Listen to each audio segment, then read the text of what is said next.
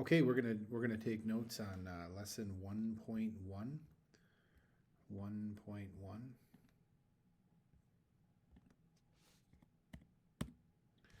We're gonna start off pre-calc. We're gonna do a lot of factoring. We're gonna factor all year long, so hopefully you got a decent start on that last year. But we want to recognize these first two, you want to recognize those as the difference of two squares. So if you remember something squared minus something squared, it factors like so, where we have a plus and a minus. Where does the middle term go? A squared minus AB plus AB minus B squared. So you want to recognize it as, what did you square to get x squared? What did you square to get 9? What did you square to get x squared? What did you square to get 9? If you FOILed that back together, you would see exactly what's happening. Same thing here. Two sets of parentheses. It's a subtraction, difference. Something squared. What did you square? 2y. What did you square to get 81? 9er. Need a plus, need a minus. This one, two ways to do it. You can recognize this as a perfect square. If you don't recognize it as a perfect square, that's fine. Factor it the old-fashioned way. Lead coefficient is 1, no big deal. What do you multiply together to get 16? Add together to get negative 8. It's going to be positive 4. Whoops, it's not a positive. It's a negative. Multiply for negative. Multiply for positive 16. Add. Almost made my first mistake of the year. X minus 4, x minus 4. Remember, you're looking for the product to get 16 and the sum to get negative 8. Next one. 2 times 3 is 6. What do you multiply together to get 6? Add together to get 7. Going to be 1 and 6. So we're going to factor by grouping. Remember, you can factor by grouping. So I'm going to take my 7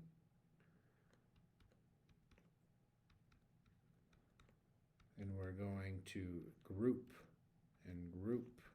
And I'm going to take out an x, 2x plus 1, and I'm going to take out 2x plus, a 3, 2x plus 1. Now I take out a 2x plus 1, and I'm left with x plus 3.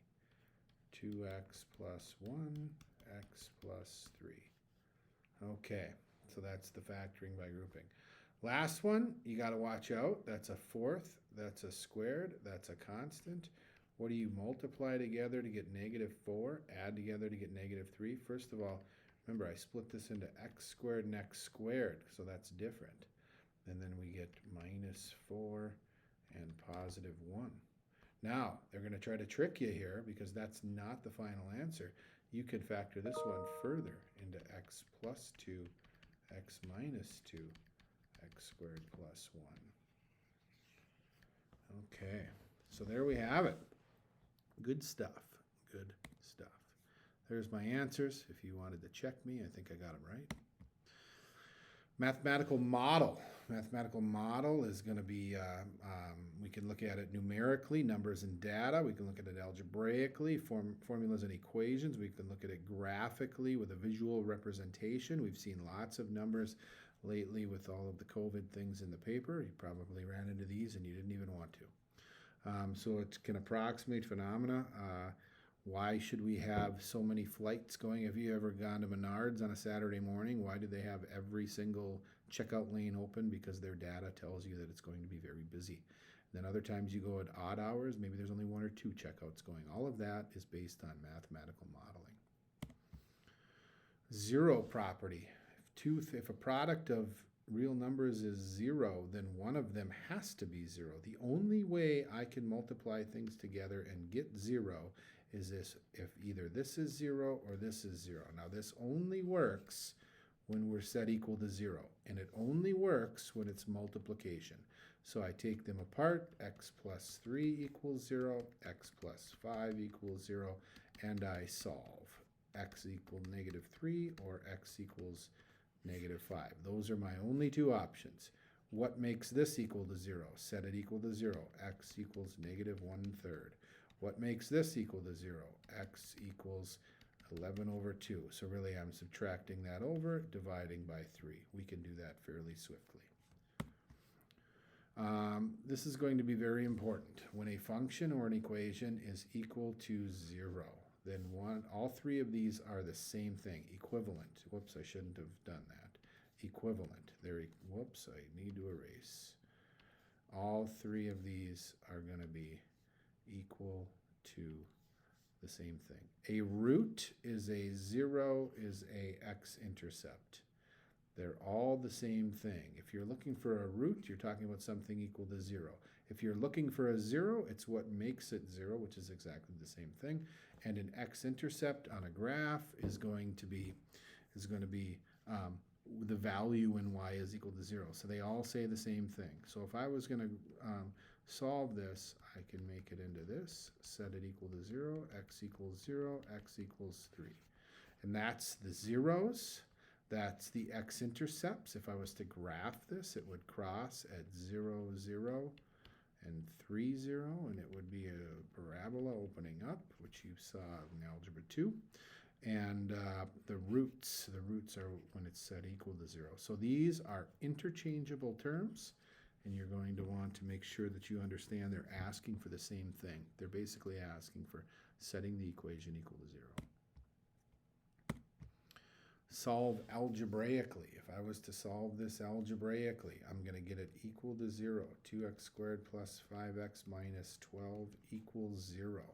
And the first thing I want to do is check to see if I can factor.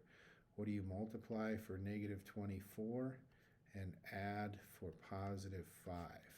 I think we can do it. I think it's 8 and negative 3.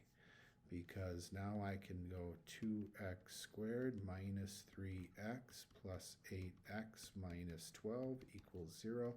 Factor by grouping. Take an x out, 2x minus 3. Take a 4 out, 2x minus 3. Take a 2x minus 3 out, and solve.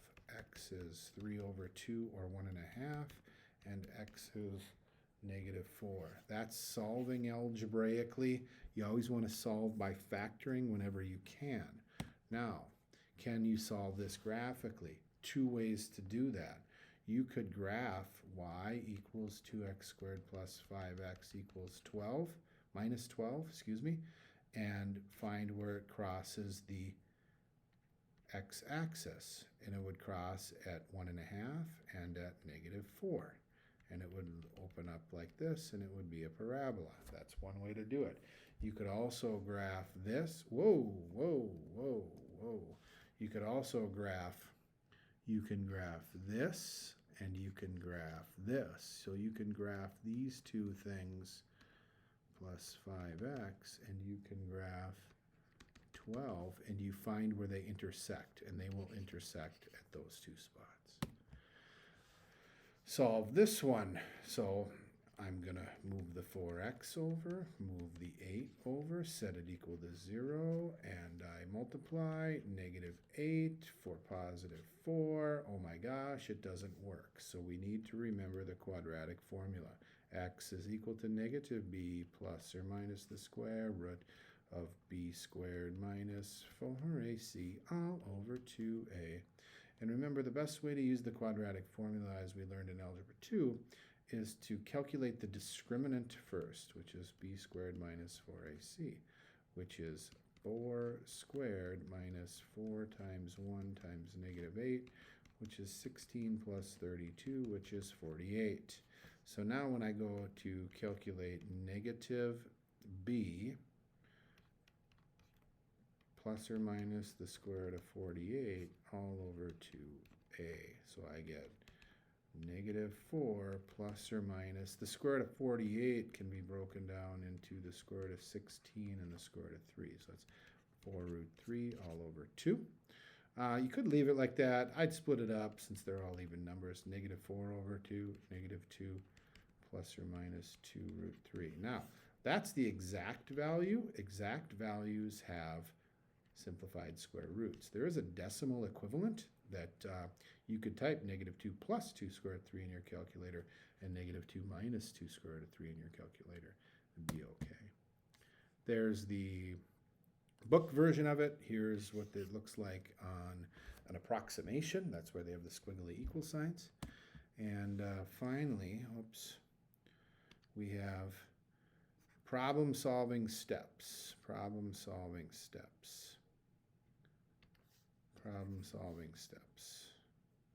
We want to attack these problems that we're going to do. You want to understand the problem. That is, what are you trying to find? Devise a plan. Should I graph on a calculator? Should I solve algebraically? Should I use the quadratic formula? How are we going to do this? And this is going to be do the problem and then look back. You got to check your work and make sure. So that's a 4-step problem solving system. And there we go. That's 1-1. All done.